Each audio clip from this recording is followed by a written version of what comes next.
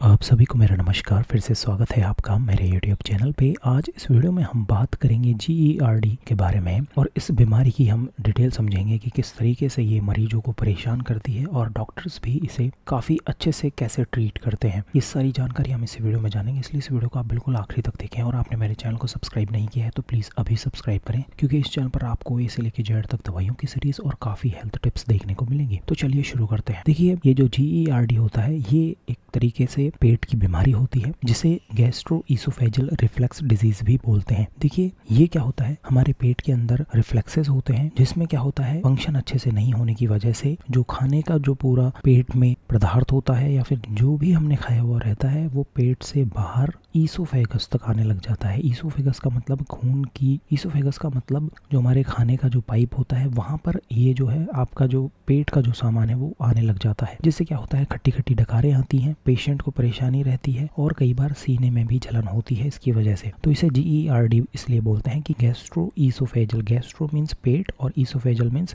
जो खाने का जो पाइप होता है उसे बोलते हैं। तो उनके जो रिफ्लेक्सेस होते हैं वहाँ पे जो स्फिंक्टर्स होते हैं वहाँ पर ये जो है दिक्कत होने लग जाती है। स्पेशली ये जो लोअर इसोफेजियल स्फिंक्टर्स होते हैं, LES जिसे बोलते हैं, यहाँ पर जो है दिक्कत होने लग जाती है। ये एक्चुअली क्या होता है, एक हाई प्रेशर जोन होता है जहाँ पर पेट से जो खाना पीना जो भी है वो बाहर ना जाए, उससे रिलेटेड जो है फंक्शन होता है। लेकिन अगर ये जो फंक्शन है, ये जो रिफ्लेक्सेस हैं वो काम नहीं कर पाते हैं, उसकी वजह से क्या होता है, जो खाना होता है या पीना होता है वो वापस ऊपर की तरफ आने लग जाता है आपके खाने के पाइप पे। और यही सबसे आम इसका रीजन होता है, आम इसका कारण होता है। किसी किसी पेशेंट में टेम्परेरी प्रॉब्लम होती है, उसमें पेशेंट को जो है दवाई देकर आराम आ जाता है। इसके अलावा धीरे धीरे ये प्रॉब्लम बढ़ती है, जो रिफ्लेक्सेस होते हैं, जो मसल्स होती हैं वहाँ की, वो धीरे धीरे खराब ही हो जाती हैं। तो ये जो प्रॉब्लम होती है वो परमानेंटली बन जाती है पेशेंट्स में। इसके अलावा एक हाइटल हर्निया भी होता है। हाइटल हर्निया क्या होता है, अपने जो पेट होता है उसके ऊपर वाले हिस्से में होता है और जो डायफ्राम के पास है वहाँ पर ज़्यादा प्रेशर पड़ने से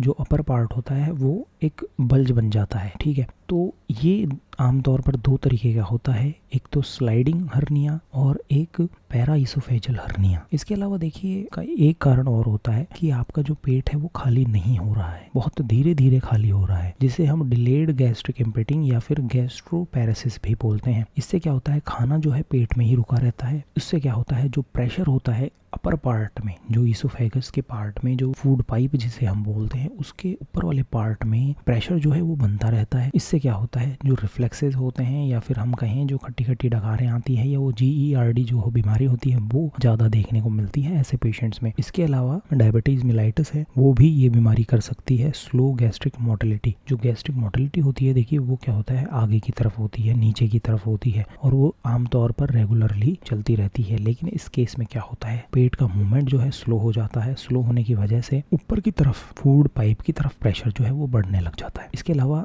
इंट्रा एब्डोमिनल प्रेशर जो होता है वो बढ़ना, मतलब जो पेट के अंदर जो प्रेशर है वो ज़्यादा बढ़ने से वो हो सकता है ऊपर की तरफ आपके जो कंटेंट्स हैं वो आ जाए। हाई प्रेशर जो है वो बिल्डअप होता है और वो प्रेशर जाता है खाने के पाइप के पास में, ईसोफेगस के पास। अब ये किन केसेस में देखने को मिलता है, जैसे ओबेसिटी है, मोटापा है, प्रेगनेंसी है या फिर कोई आपने हैवी लिफ्टिंग की है, जो जिम जाते हैं उनमें आमतौर पर देखने को मिलता है। इसके अलावा बहुत ज़्यादा कफ है, कॉन्स्टिपेशन है, प्रेशर लगा रहे हैं, कॉन्स्टिपेशन मतलब सुबह पेट खाली करते टाइम बहुत प्रेशर लगा रहे हैं, रेगुलर प्रेशर लगा रहे हैं, तो उनमें भी ये देखने को मिलता है। इसके अलावा किसी ने बहुत ज़्यादा टाइट कपड़े पहने हैं या वो टाइट कपड़े पहनने की आदत ही है शुरू से, तो भी ये चीज़ जो है देखने को मिलती है। तो ये इसके आमतौर पर कारण हम कहें तो ये थे कि किस तरीके से खट्टी खट्टी डकारें क्यों आती हैं पेशेंट्स में, और डॉक्टर्स पूछते हैं पेशेंट से कि क्यों आपको हुआ, क्या आप क्या करते हो, आप ये काम तो नहीं करते हो, आप ज़्यादा हैवी लिफ्टिंग तो नहीं करते हो। ये सब चीज़ें जो है पेशेंट से डॉक्टर पूछता है और पेशेंट को भी डॉक्टर जो है समझाता है ये सब चीज़ें। अब देखिए रिस्क फैक्टर जान लेते हैं कि किसको ये चीज़ देखने को मिल सकती है। जैसे रिस्क फैक्टर्स में अपने आ जाता है ओबेसिटी, मोटापा, जो इंट्रा एब्डोमिनल प्रेशर है वो बढ़ जाता है मोटापे से। इसके अलावा जो रिफ्लेक्सेस हैं, खट्टी खट्टी डकारें आना, और वो जो स्फिंक्टर मैंने बताया, एक रिंग होती है,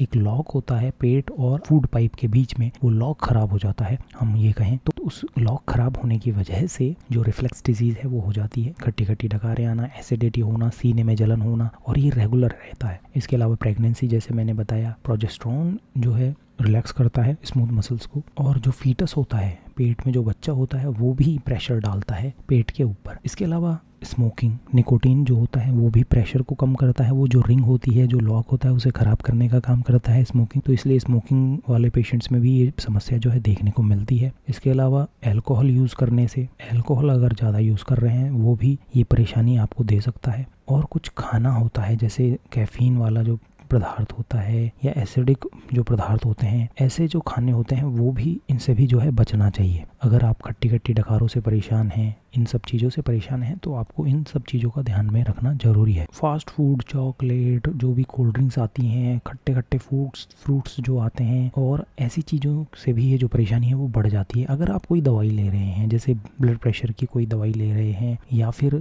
हम कहीं बीटा एगोनिस्ट ले रहे हो, कोई अस्थमा की दवाई ले रहे हो, और स्पेशली दर्द की दवाई ले रहे हो, दर्द की दवाइयाँ बहुत ज़्यादा एसिडिटी करती हैं पेट के अंदर, तो ये सारी दवाइयाँ जो लिस्ट आपको दिख रही है, ये सब दवाइयाँ जो है पेट में एसिडिटी बढ़ाती हैं। और देखिए, एज से रिलेटेड अगर आप पेशेंट जो है बूढ़ा है तो उसमें आमतौर पर देखने को मिलती है ये सब चीज़ें। इसके अलावा और भी कोई बीमारी है तो भी ये चीज़ें देखने को मिलती हैं। इसके अलावा अगर फैमिली हिस्ट्री है, पहले परिवार में ही ये बीमारी है पेट की, तो वो हो सकता है आप में भी देखने को मिले। तो देखिए, ये था गैस्ट्रोइसोफेजियल रिफ्लक्स डिजीज़ के बारे में। अगले वीडियो में हम इसके बारे में समझेंगे कि ये क्या इसके सिम्टम्स होते हैं, क्या परेशानी होती है पेशेंट्स को। तो ये वीडियो आपको कैसा लगा प्लीज़ आप कमेंट करें, इस वीडियो को जरूर लाइक करें और मेरे चैनल को जरूर सब्सक्राइब करें। ये वीडियो देखने के लिए धन्यवाद।